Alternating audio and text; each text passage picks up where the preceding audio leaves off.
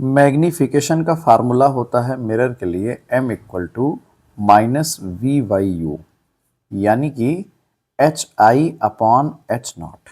ठीक है ना, ये एक फार्मूला होता है मैग्नीफिकेशन का। अब अगर आपको न्यूमेरिकल लगाना है तो ऐसे केस में हो सकता है न्यूमेरिकल में ये बता दे कि मैग्नीफिकेशन की वैल्यू या तो पॉजिटिव होगी या फिर ये बता देगा कि मैग्नीफिकेशन की वैल्यू नेगेटिव होगी। ये आपको न्यूमेरिकल पढ़ने पे मालूम चल जाएगा। तो दोनों का कंडीशन ड्रॉ करना पड़ेगा आपको कि मैग्नीफिकेशन पॉजिटिव होगा तो साइन कन्वेंशन क्या चलने वाला है और नेगेटिव होगा तो क्या चलने वाला है।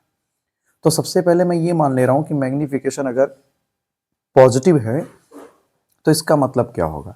इसका भी मीनिंग मैं यहीं से निकालता हूं, आप इसको ध्यान से देखो तो आपको पता होगा कि माइनस वी बाई यू में u की वैल्यू और v की वैल्यू हम पुट करेंगे। अब आपको पता है मिरर के केस में u की वैल्यू हमेशा नेगेटिव होगी, क्योंकि चाहे वो कॉनकेव मिरर हो या फिर वो कॉन्वेक्स मिरर हो, दोनों में ही ऑब्जेक्ट हम लोग इधर लेफ्ट हैंड साइड में पुट करते हैं। इधर नहीं रखेंगे हम लोग, इस साइड में हम लोग ऑब्जेक्ट को प्लेस करते हैं।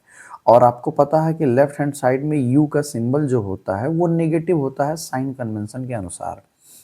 तो अगर u की वैल्यू हम कुछ भी रखेंगे तो माइनस में रखेंगे, तो u के माइनस होने की वजह से ये वाला माइनस प्लस में बन जाएगा कि माइनस और इसका माइनस मल्टीप्लाई प्लस हो जाएगा। मतलब एक तरीके से देखा जाए तो ये दोनों कंबाइन हो जाएंगे, खत्म हो जाएंगे। तो m का जो पूरा सिंबल होगा वो बेसिकली b के ऊपर डिपेंड करेगा। इसका मतलब ये हुआ कि अगर किसी का मैग्नीफिकेशन पॉजिटिव है तो यहाँ से हम ये कह सकते हैं कि b विल बी पॉजिटिव। क्यों भाई, इतना बात समझ में आया ना। v मतलब position of image will be positive. अब आप सोचो, अगर v की वैल्यू पॉजिटिव है इसका मतलब इमेज आपका राइट हैंड साइड में बन रहा होगा, चाहे वो कोई भी मिरर हो। अभी हमको ये नहीं पता कौन सा मिरर है, हम बस इतना बता पाए हैं कि अगर मैग्नीफिकेशन पॉजिटिव है तो v की वैल्यू पॉजिटिव होगी। अब कौन सा मिरर होगा पता नहीं, तो अब चलो वो भी सोचते हैं कि क्या पॉसिबिलिटी बन सकती है।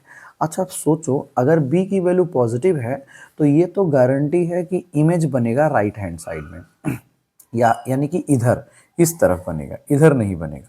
अगर इमेज राइट हैंड साइड में बनेगा तो आप एक बार सोच के देखो, इसकी तो दो पॉसिबिलिटी बनती है ना। कॉनकेव मिरर में भी एक केस आपने पढ़ा होगा जब इमेज राइट हैंड साइड में बनता है, और कॉन्वेक्स मिरर में भी इमेज राइट हैंड साइड बनता है। तो अब आपके मन में ये कंफ्यूजन आएगा कि हम कौन सा वाला ऑप्ट करें। क्यों, सही बात है ना, आपके मन में यही डाउट आएगा कि आप कौन से वाले को ऑप्ट करोगे यहाँ पे। तो उसका समाधान मैं कराता हूँ। देखो, दो कंडीशन यहाँ पे बन गया।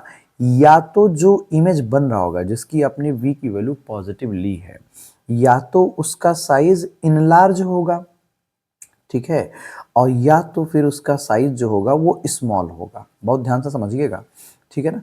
आपको याद होगा कॉनकेव मिरर में 6 केस आपने पढ़ा होगा। केस नंबर 6 में जब ऑब्जेक्ट को पोल और फोकस के बीच में रखते हैं तो उसका इमेज यहाँ कहीं पीछे बनेगा और वो बड़ा बनता है ऑब्जेक्ट के साइज के कंपेरिजन में, तो इनलार्ज। तो मैं वही याद दिलाया हूँ। और जबकि इस केस में भी इमेज इधर ही बनता है राइट हैंड साइड में, लेकिन छोटा बनता है। तो यहाँ से हमने दो बात फिगर आउट कर लिया कि अगर m पॉजिटिव तो b विल बी पॉजिटिव, और अगर b पॉजिटिव हुआ तो ऑब्जेक्ट का जो इमेज का जो साइज होगा वो या तो इनलार्ज होगा या तो स्मॉल होगा। तो हम ये मानते हैं कि अगर इनलार्ज होगा तब क्या होगा, स्मॉल होगा तब क्या होगा।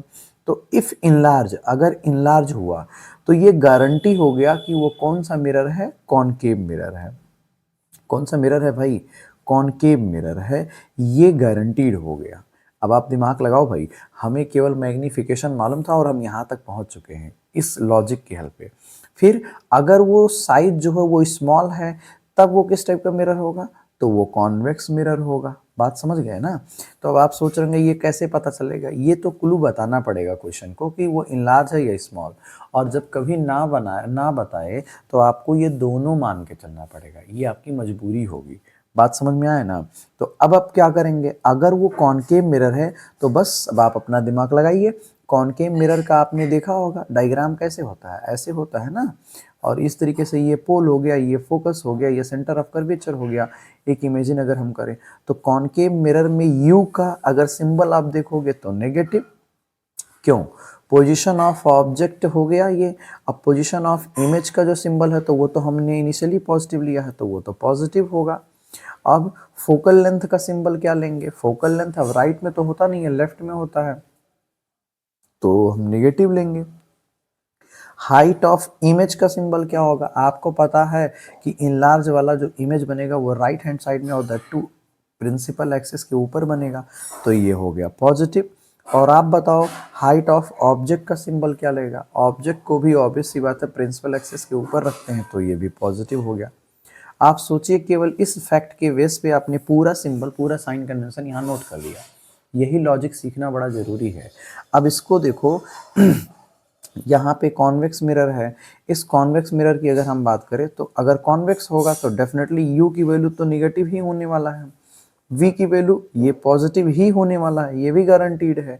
u ऐसे फिक्स होता है और v यहाँ से फिक्स हो गया।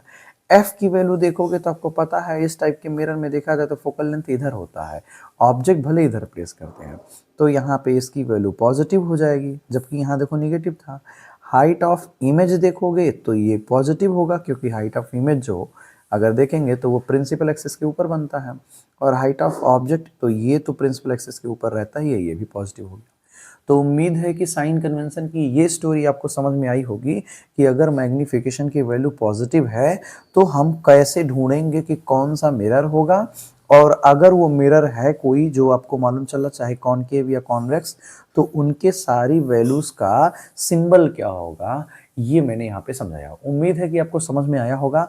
अगर आपको ये भी जानना है कि नेगेटिव के केस में क्या होगा तो आप मुझे ज़रूर बताइए, मैं उसका भी अपडेट आपको प्रोवाइड करूँगा। Thank you.